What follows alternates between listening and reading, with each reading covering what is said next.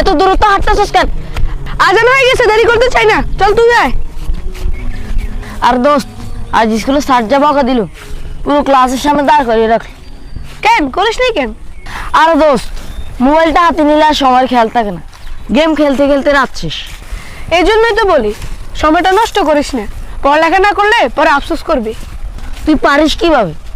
School, পড়া, নামাজ সব মেনটেন করিস। আমি সবসময় একটা কথাই ভাবি, যে সময়টা চলে যাচ্ছে এটার কখনো ফিরে আসবে না। ইস, যদি অন্য নবীর উম্মত হতাম তাহলে তো হাজার হাজার বছর হায়াত পেতাম, সময় নিয়ে টেনশন করা লাগতো না। কি বলছিস এসব? যেখানে অন্যান্য নবীগণ আমাদের নবীর উম্মত হতে আগ্রহী ছিলেন, সেখানে এটা তুই কিভাবে বলিস? তওবা কর। আচ্ছা আচ্ছা, সরি। সাবধান, কথাবার্তা বলতে বুঝে শুনে বলবি।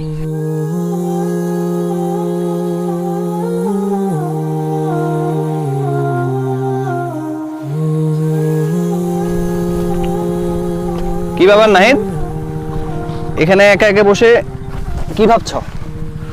ভাইয়া, একটা কথা মনে মধ্যে খুব না দিচ্ছে। কি সেটা? আগের নবীর উম্মতরা অনেক বছর বাঁচত, শত শত বছর, হাজার হাজার বছর বাঁচত, কত নামাজ, কত ইবাদত, কত না আমল করত। আর আমাদের নবীর উম্মত বড় ৬০-৭০ বছর। এই অল্প সময় কি এত আমল করা সম্ভব? আমরা কি কখনো তাদের মতো মর্যাদা অর্জন করতে পারবো? নাহিদ, আল্লাহ সুবহানাহু ওয়া তাআলা অত্যন্ত দয়ালু। তিনি আমাদেরকে হায়াত কম দিয়েছেন ঠিকই, কিন্তু তিনি আমাদের জন্য বিশেষ সুযোগ রেখেছেন, যেটা আর পূর্ববর্তী কোনো উম্মতদেরকে দেন নাই। সত্যি ভাইয়া? কি সে সুযোগ? প্রত্যেক বছরে এমন একটি মাস আসে, যে মাসের রাতে কয়েক রাকাত নামাজ পড়লেই আল্লাহ তাআলা পেছনের জীবনের সকল গুনাহ মাফ করে দেন। সুবহানাল্লাহ। রাসূলুল্লাহ সাল্লাল্লাহু আলাইহি ওয়াসাল্লাম বলেছেন, যে ব্যক্তি ঈমানের সাথে সওয়াবের আশায় রমাদানে কিয়ামুল লাইল আদায় করে, আল্লাহ তাআলা তার পিছনের সকল গুনাহ মাফ করে দেন। শুধু তাই নয়, রাসূলুল্লাহ সাল্লাল্লাহু আলাইহি ওয়াসাল্লাম আরো বলেন, যে ব্যক্তি ঈমান ও সওয়াবের আশায় রমাদানের রোজা রাখে, আল্লাহ তাআলা তার পিছনের সকল গুনাহ মাফ করে দেন। এখানেই শেষ নয় নাহিদ, আল্লাহ তাআলা এই মাসে এমন একটি রাত দিয়েছেন, এমন একটি রজনী দিয়েছেন, যেটা হাজার মাসের চেয়ে উত্তম। সেই রাতটি হচ্ছে শবে কদর।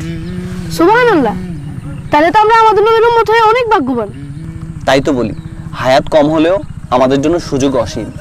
রমাদান আল্লাহ তাআলার পক্ষ থেকে আমাদের জন্য বিশেষ এক উপহার। সুবহানাল্লাহ। রমাদান